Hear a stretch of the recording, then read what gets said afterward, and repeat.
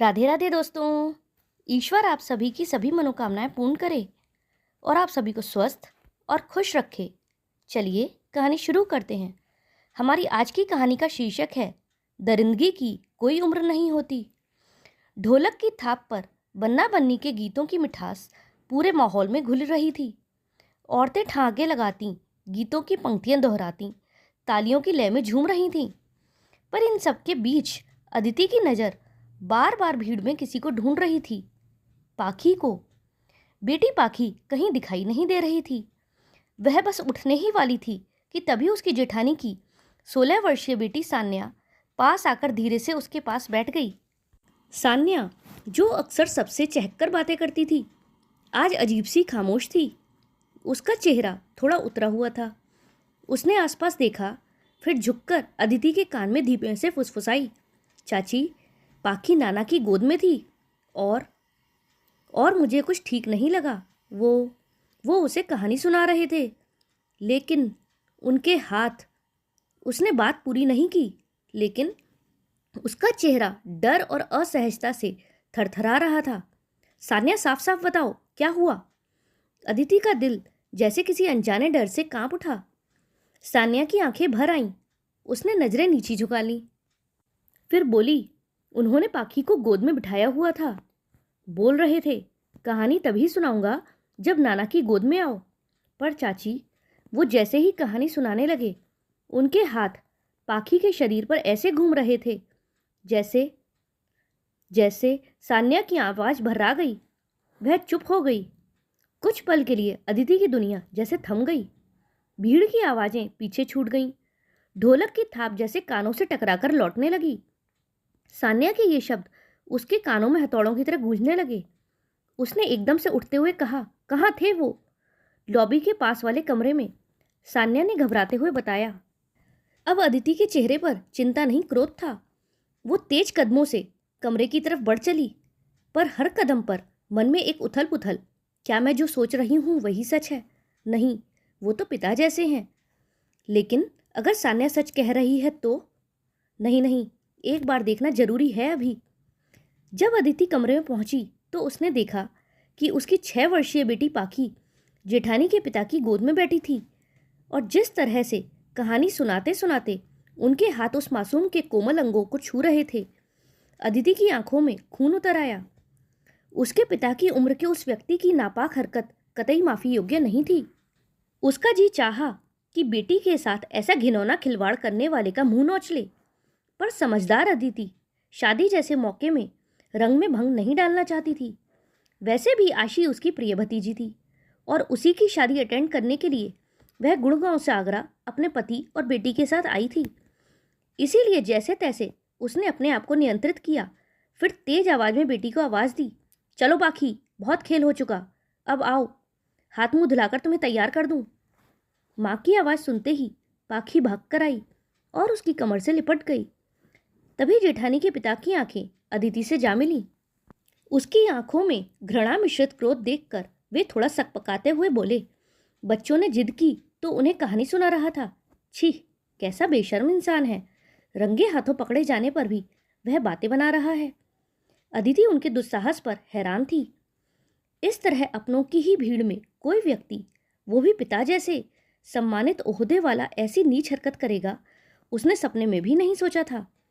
रिश्तों की मर्यादा भंग होती देख मन का आक्रोश आंखों के रास्ते उमड़ते घुमड़ते बहने लगा। उफ, क्या करूं? क्या रोहित को बताना ठीक रहेगा? लेकिन अगर उन्हें गुस्सा आ गया तो माहौल बिगड़ते समय नहीं लगेगा। फिर अदिति सोचने लगी, ठीक है, देखती हूँ। अगर उन्होंने किसी भी बच्ची के साथ फिर ऐसी हरकत दोहराई तो उनकी उम्र और ओहदे का ख्याल नहीं रखूंगी। सोचते हुए अदिति ने जैसे मन ही मन कुछ ठान लिया। वॉशरूम में उसने पाखी के हाथ मुंह धुलाकर उससे नाना से दूर रहने को कहा। उसकी माँ की बात सुनकर पाखी उससे बोली, पर क्यों मम्मी? बड़े नाना जी तो बहुत अच्छे हैं। नाना जी तो हमें प्यार करते हैं, चॉकलेट भी देते हैं। तब अदिति ने उसे प्यार से समझाया, पर बेटा, उन्हें आपको यहाँ वहाँ नहीं छूना चाहिए, ये गलत होता है। कहते हुए अदिति ने उसे अच्छे बुरे टच के बारे में समझाया। हाँ मम्मी, उनका छूना तो मुझे भी अच्छा नहीं लग रहा था, और पता है, उनकी गोद में बैठना भी नहीं चाहती थी। लेकिन उन्होंने कहा कि कहानी सुनने के लिए तो सबको बारी बारी से उनकी गोद में बैठना होगा, और मेरा कहानी सुनने का मन था, इसीलिए मुझे उनकी गोद में बैठना पड़ा। मैंने पहले मना भी किया था। फिर उन्होंने मुझे चॉकलेट देते हुए कहा कि आओ मेरे गोद में बैठकर यह चॉकलेट खाओ। पाखी की बात सुनकर अदिति बोली, वही तो बेटा, अब वह तुमसे कुछ भी कहें तो उनकी बात मत मानना। तब पाखी बोली, हाँ मम्मी, अब मैं उनसे चॉकलेट भी नहीं लूँगी और कहानी भी नहीं सुनूंगी। लेकिन फिर आप सुनाओगी ना मुझे कोई अच्छी सी कहानी? नन्ही पाखी मचल उठी। हाँ, मैं अपनी पाखी को एक सुंदर सी कहानी सुनाऊंगी, पर रात को सोते समय। लेकिन अब हमेशा ध्यान रखना है कि आप या तो मेरे साथ रहोगी या फिर आपको सान्या दीदी के साथ ही रहना है, ठीक है? Okay mummy. अपनी छोटी छोटी बाहें उसके गले में डालकर पाखी झूल गई। 8 साल पहले 5 भाई बहनों वाले उस हवेली नुमा घर में अदिति सबसे छोटी बहू बनकर आई थी। सास ससुर थे नहीं, इसीलिए अपने से काफ़ी बड़े जेठ जेठानी को ही वह सास ससुर का सम्मान देती थी, और वह लोग भी उसे बेटी जैसा ही प्यार करते थे। उससे बड़ी 3 ननदें भी उस पर बहुत प्यार लुटाती थीं। अदिति को याद आया, शादी के बाद जब वह राधा दीदी के पिता से पहली बार मिलने पर उनके पैर छूने के लिए झुकी थी, तो उन्होंने यह कहते हुए उसे पैर नहीं छूने दिया था कि बेटियां कभी भी पैर नहीं छूती, बेटियां तो देवी का रूप होती हैं, उल्टा हमें उनके पैर छूने चाहिए। और आज एक बिटिया के अंदर उन्हें देवी के बजाय उसकी काया का दर्शन हो रहा है। कैसी दोगली मानसिकता, कैसा पाखंड। अदिति विचारों के भंवर में गोते लगा ही रही थी कि बाहर से आती भतीजे की आवाज़ ने उसे चौंका दिया। चाची, क्या कर रही हो? चाचा कब से आवाज़ दे रहे हैं। अभी आई। पाखी के कपड़े बदल चुकी अदिति ने जवाब दिया और पाखी को दुलारते हुए बाहर भेजा और कहा, बेटा सान्या दीदी के पास ही जाना। और खुद भी जल्दी जल्दी तैयार होने लगी। आज लेडीज संगीत था, जिसमें उसकी और रोहित की भी परफॉर्मेंस थी। प्योर सिल्क की रेड कलर की बॉर्डर वाली साड़ी में अदिति बेहद खूबसूरत लग रही थी। लेडीज संगीत घर के बाहर के ही गार्डन में हो रहा था। हवेली का गार्डन बहुत ही सुंदर और बड़ा था। काफ़ी बड़े स्टेज की सजावट देखते ही बनती थी। पिंक कलर का लहंगा पहने आशी भी बिल्कुल गुड़िया सी लग रही थी। सबसे पहले दुल्हन की सहेलियों का डांस हुआ, फिर आशी ने भी उनको ज्वाइन कर लिया। मम्मा, मम्मा मुझे भी डांस करना है। काफ़ी देर से पाखी जिद कर रही थी।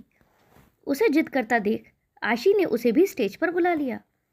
फिर तो वह भी कमर पर दोनों हाथ रखे ठुमक ठुमक कर सबके बीच खूब मस्ती करती रही। उसके बाद बारी आई अदिति और रोहित की। पुराने गीतों की पैरोडी पर उन दोनों ने इतना मस्ती भरा डांस किया कि सभी मंत्रमुग्ध होकर उन्हें देखते रह गए। फिर तो क्या बच्चे क्या बड़े, सभी एक एक कर डांस की मस्ती में डूबते चले गए। अदिति भी प्रोग्राम एंजॉय कर रही थी, पर उसकी पैनी नज़रें अपनी बच्ची की सुरक्षा के लिए पूरी तरह मुस्तैद थीं।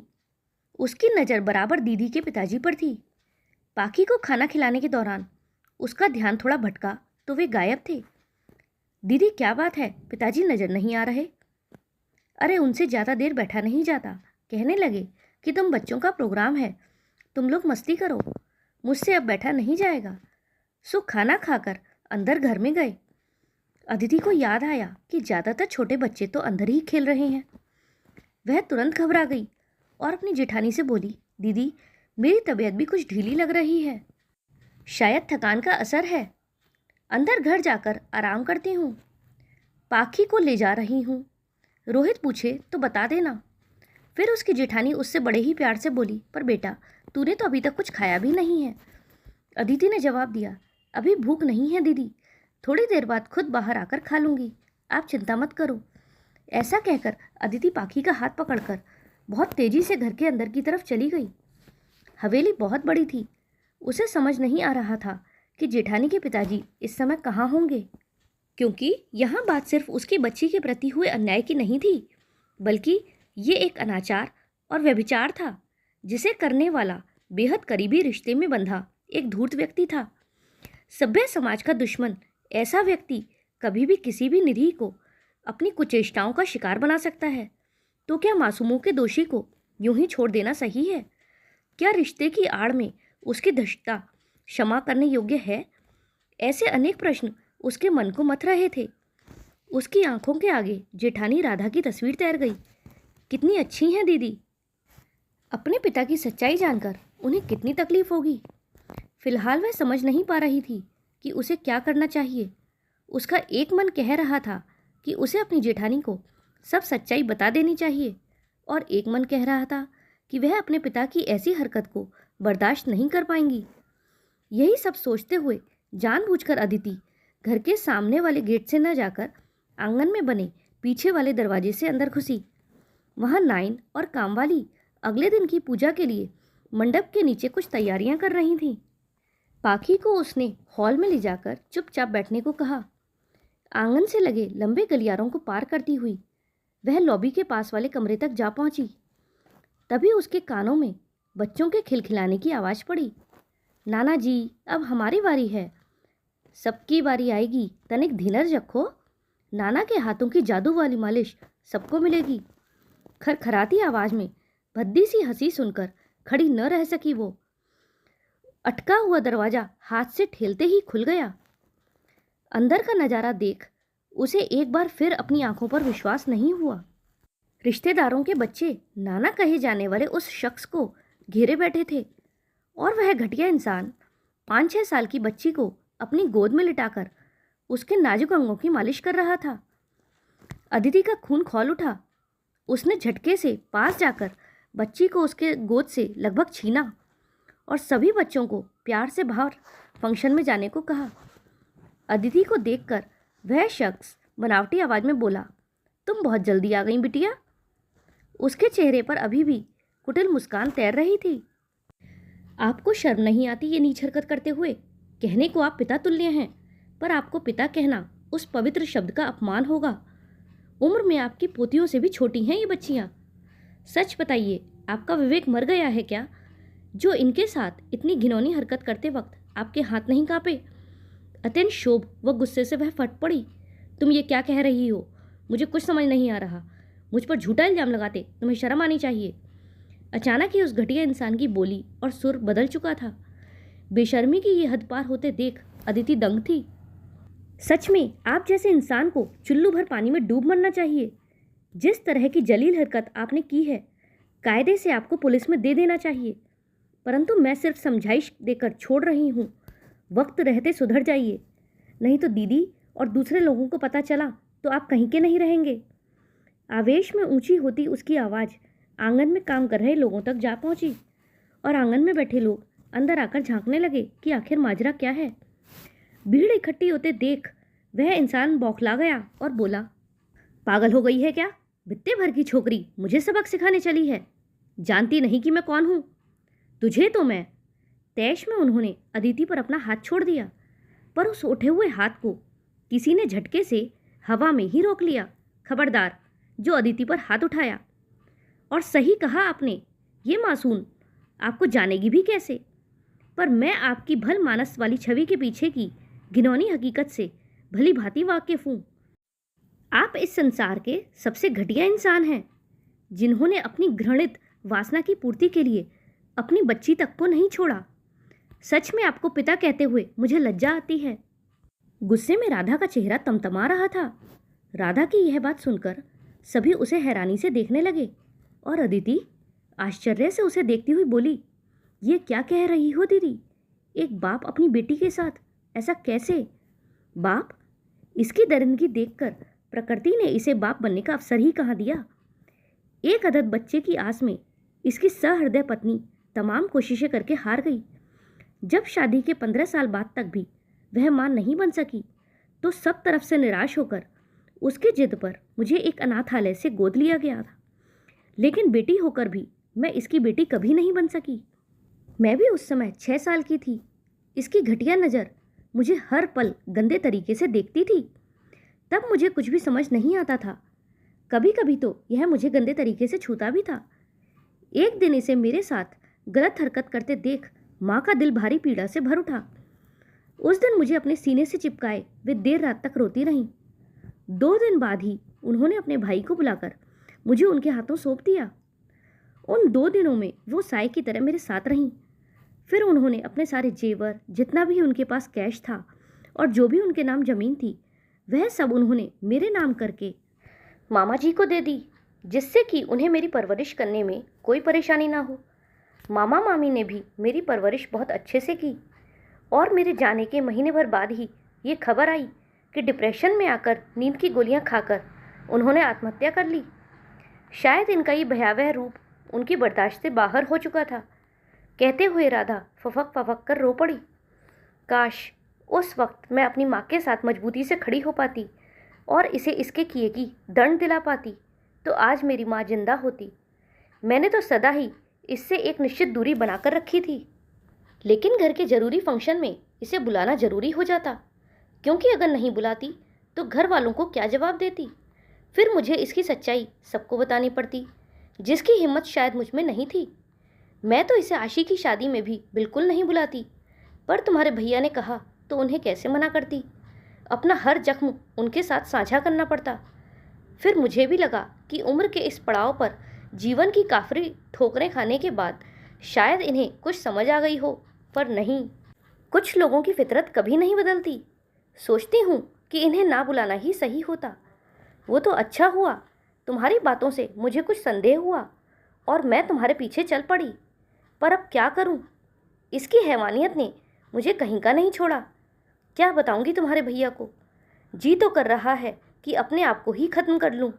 मैं नहीं रहूँगी तो इस घर से इसका रिश्ता भी हमेशा के लिए ख़त्म हो जाएगा।